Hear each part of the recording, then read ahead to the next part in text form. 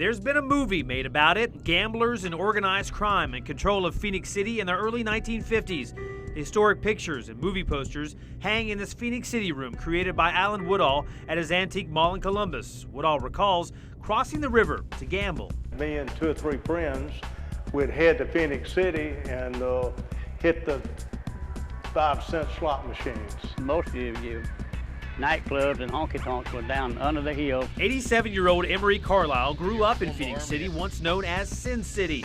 He remembers seeing prostitutes sitting in window after window. Some of the GIs that I came into contact with said, "Oh, you're from Phenix City?" You know, and they'd think I was part of that bunch, but I wasn't. In 1954, Albert Patterson was elected as Alabama's new Attorney General, and days later, he was murdered where this marker now sits. Woodall says that night he was at the Bamboo Lounge in Phenix City. All of a sudden, some guy yells, "Hey, there's been a murder in town. Everybody get out of here." Alabama's governor then declared martial law, and federal troops helped clean up the town. The cleanup continues today, as people still know Phenix City for its shady past. In fact, just a few years ago, Alabama's former governor, Bob Riley, used the East Alabama city to make his point about the dangers of gambling. How can we so soon forget the lessons that Phenix City taught us? Right here on this Phenix City side of the Chattahoochee River, it was mostly clubs and corruption about 6 decades ago. Now that's been replaced by sort of an entertainment district in the making. We already have the Phenix City Amphitheater right here with different music acts, and now about a mile down the road, we'll have the Brickyard Project. The Brickyard will be 87 acres lining the river, where there are plans for hotels, condominiums, and restaurants, creating 3,000 new jobs. Still, some critics are skeptical. At the Brickyard, there's been some concerns that people thought it was going to be a casino or a gambling establishment, but council actually just approved the rezone, and one of the stipulations in that rezone was that no casino or gambling establishment could be ever at that place. You have all kinds of vicious rumors starting. That was something that we've never taken part in or talked about. But that particular development, once people see it and see what's going to happen with the marina and all the different things going to go there, both sides of the river complement one another. In all, there will be $50 million in improvements to Phenix City in 3 years' time. The latest number from the city's finance director, $32 million in city funds and the rest from grants. Half that money has already been spent on projects like this popular splash pad at Idle Hour Park, which opened just this month.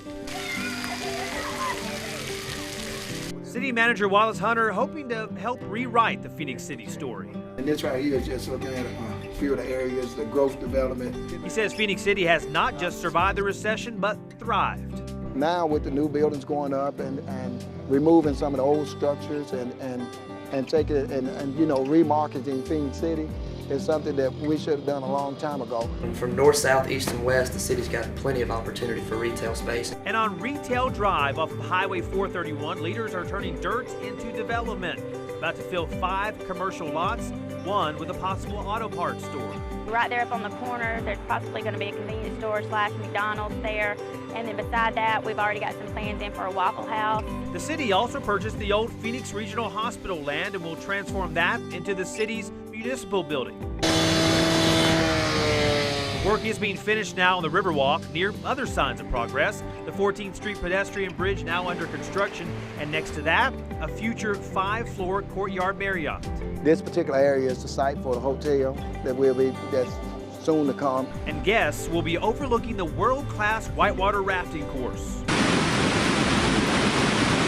Next to the hotel will be Troy University's new downtown campus, a project on the fast track. Well, just as Columbus State University did for uptown Columbus and bringing the traffic there, that's exactly what we're hoping for here. And our vision is to have a soccer complex that can be multifunctional, either youth football or soccer. Hoping to have it ready next summer. 30 acres that include the already open 5th Street Youth Center. All parks in the city also got a facelift, and leaders hope they're changing the face of Phenix City as a whole, overcoming a bad reputation from 60 years ago. Even if old Phenix City came back, I think it would be great, not necessarily as a gambling town, but restore the buildings like that. They're doing a lot of that now. It's just a great time to live in Phenix City. I think it's on the right track.